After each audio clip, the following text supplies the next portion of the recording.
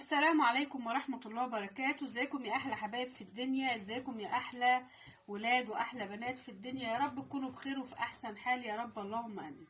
النهارده بقى جايلكم بوصفة جميلة جدا جدا وطعمها في منتهى الجمال. زي ما انتم شايفين الموز، ثمرة موز واحدة هتعمل معجزات بجد. ثمرة موز هتفقدك مش اقل من 15 كيلو مع الوصفة بتاعتنا بمشيئة الرحمن.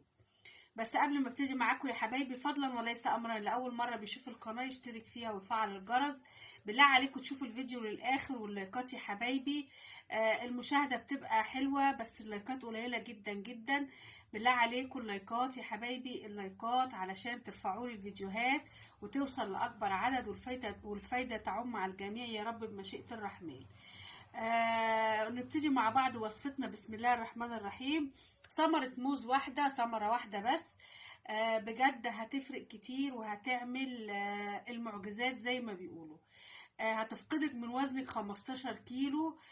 ثمرة الموز دي مع القرفة او الدرسين بجد هتنسف الدهون نسف بجد، مش بطريقة فعالة جدا جدا. الموز زي ما انتم عارفين فيه مغنيسيوم، فيه الحديد والبوتاسيوم، وفي الالياف والدرسين او القرفه ممتازه جدا جدا بالنسبه لتسييل فقدان كتير من الدهون، وبتعمل على تظبيط السكر في الدم، وجباره جدا لنسف الدهون يا حبايبي. هنبتدي مع بعض. هي ثمره واحده هنجيبها، هنشيل دي كده، هنجيب الثمره نقشرها كده يا حبايبي اهي، وهنقطعها قطع كده عشوائية عادي خالص بس كده. وهنزل عليها بمعلقة القرفة دي، وهحط عليهم كوباية ونص مية، وهضربهم في الخلاط. وبعد ما اضربهم في الخلاط هرجع لكم تاني واوريكم المشروب بتاعنا شكله عامل ازاي وهناخده ازاي مع بعض باذن الله. ده شكل الموز بالقرفة يا حبايبي بعد ما ضربته في الخلاط. بجد طعمه تحفة، طعمه جميل جدا جدا جدا. باذن الله هتشربيه من غير اي مواد تحليه خالص. الموز مسكر وحلو. وهتشربي منه باذن الله كوبايه واحده قبل ما تنامي بنص ساعه. قبل ما تنامي بنص ساعه تكوني محضره المشروب دون وتشربيه. هيعمل مفعول السحر وانت نايمه، هيفتت الدهون بسرعه البرق.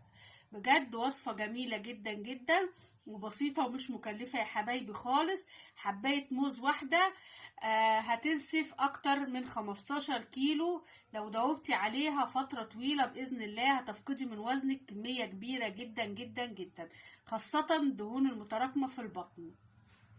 وصفة سهلة وبسيطة ومكوناتها موجودة في كل البيوت يا حبايبي، ومش مكلفة خالص، وبإذن الله تعجبكم وتنال رضاكم يا رب بإذن الله. ولو عجبكم الفيديو فضلا منكم وليس أمرا، اللي أول مرة يشوف القناة يشترك فيها ويفعل الجرس واللايكات والتعليقات يا حبايب قلبي، علشان يوصل لكم كل جديد مع وصفات وأكلات من مطبخ تيتا فوفا. بالله عليكم اللايكات يا حبايبي عشان ترفعوا لي الفيديوهات وتوصل لأكبر عدد من حبايب تيتا فوفا بإذن الله. وبالتوفيق ليكم جميعا، وبحبكم في الله.